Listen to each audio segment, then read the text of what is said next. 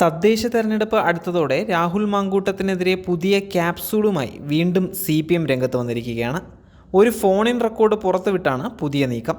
ശബരിമല സ്വർണ്ണക്കൊള്ളയുമായി ബന്ധപ്പെട്ട് അടിക്കടി CPM പ്രതിരോധത്തിലാകുന്ന ഒരു സന്ദർഭത്തിലൂടെയാണ് കടന്നുപോയിക്കൊണ്ടിരിക്കുന്നത്. വിവാദങ്ങൾ വിട്ടൊഴിയാതെ തിരുവിതാംകൂർ ദേവസ്വം ബോർഡും മുൻ പ്രസിഡന്റ് PS പ്രശാന്തിൻ്റെ പേഴ്സണൽ സ്റ്റാഫ് അംഗങ്ങൾ പുതിയ പ്രസിഡന്റിൻ്റെയും കീഴിലെത്തിയതും വിവാദത്തിലായിരിക്കുകയാണ്. സ്വർണ്ണക്കൊള്ളയിൽ റിമാൻഡിലുള്ള പത്മകുമാറിൻ്റെ കസ്റ്റഡി അപേക്ഷ മറ്റന്നാൾ പരിഗണിക്കും.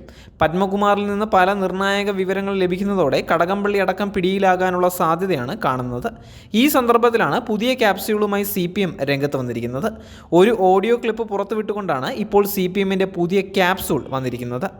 ആരാണെന്നോ എന്താണെന്നോ അറിയാത്ത ഒരു ശബ്ദമാണ് പുറത്തുവിട്ടിരിക്കുന്നത്.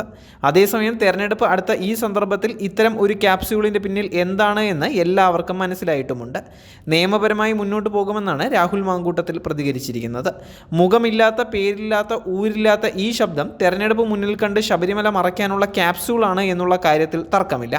മുകേഷ് MLA അടക്കം ബലാത്സംഗ കേസ് അടക്കം നിലനിൽക്കെ ഒരു നടപടി പോലും എടുക്കാത്ത CPM ആണ് ഇപ്പോൾ ഇത്തരം ക്യാപ്സ്യൂളുമായി രംഗത്തെത്തിയിരിക്കുന്നത് എന്നുള്ളതും ശ്രദ്ധേയമാണ്.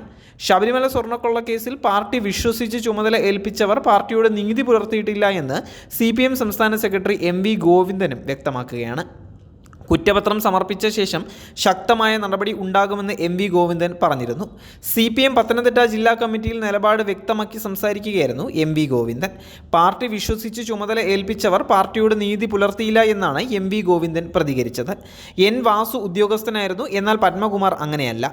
കുറ്റപത്രം സമർപ്പിച്ച ശേഷം ശക്തമായ നടപടി ഉണ്ടാകുമെന്നും MV ഗോവിന്ദൻ ജില്ലാ കമ്മിറ്റിയിൽ വ്യക്തമാക്കി. ശബരിമല അയ്യപ്പൻ്റെ ഒരു തരി പൊന്നുപോലും നഷ്ടമാകില്ല. CPMൽ ആർക്കെങ്കിലും പങ്കുണ്ടെങ്കിൽ പാർട്ടി നടപടി ഉണ്ടാകുമെന്ന് CPM സംസ്ഥാന സെക്രട്ടറി പറഞ്ഞിരിക്കുകയാണ്.